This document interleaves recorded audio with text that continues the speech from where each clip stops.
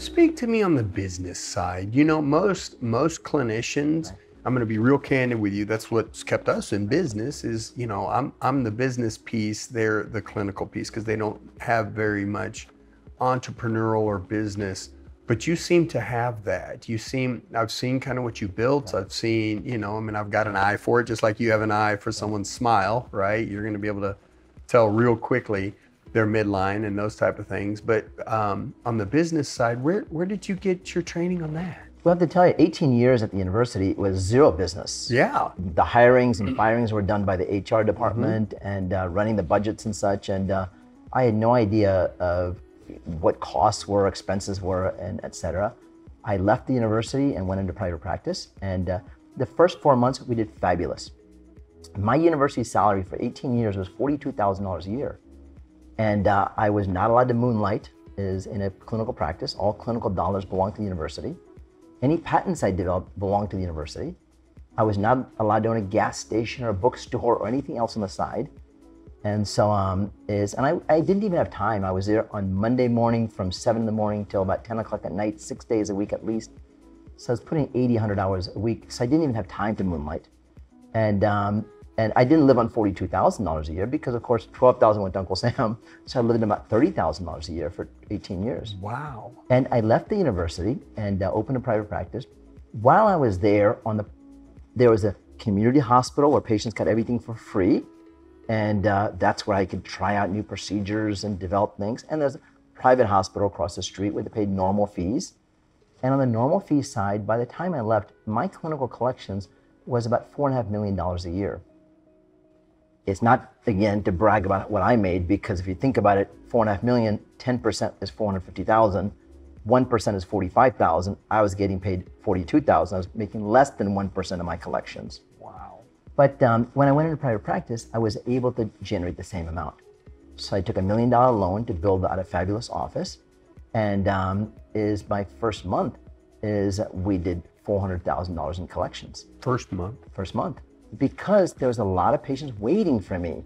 Oh. They did not want to go to a hospital setting. They did not want to park in a parking lot, walk a half hour through the parking lot, go up elevator and see cancer patients and radiation patients, et cetera, to get their implants done.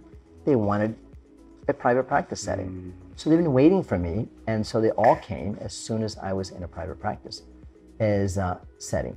And so if you do the math on that, that's $100,000 a week. I mean, literally, I was making in a week more than I was making in a year before. And he said there's overhead, but even with 60% overhead, I was making roughly in a week what I made in a year. Yeah.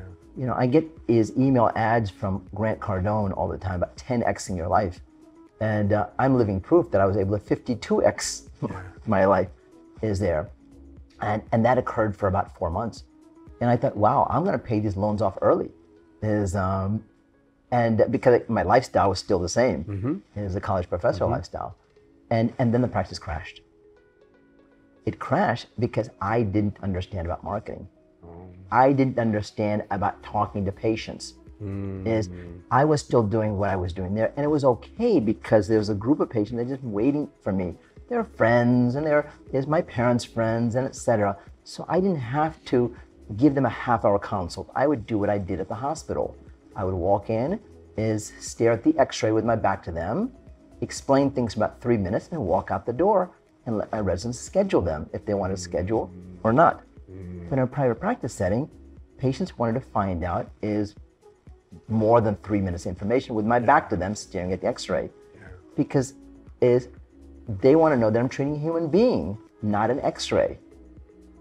And Great so point. Once I ran out of my parents' friends who already knew me as a human being, but other folks nobody was accepting treatment. And here I was doing amazing clinical work, but without the ability to explain that and communicate the amazing clinical work we do and the life-changing work that we do. If I'm not communicating, it is not their obligation to read my mind. And that's what I realized, is the first group, the ones that came, my parents' friends and my friends, they didn't need to read my mind. They knew my mind, they knew my heart. But the second group, the strangers, they didn't know my mind and heart, and here I was expecting them to read it. And what I had to do is, I did what I've always told folks to do. You know, I write books, I have residents, I do courses. And I said, wow, I'm always the guy that's teaching, but if there's something I don't know, I have to become the student. And so I signed up for literally every course on these types of things, on communication, on how to talk to a human instead of an x-ray, and how to talk for 20 minutes, 30 minutes, whatever they need, instead of whatever I need to move on to the next room. And those things were expensive.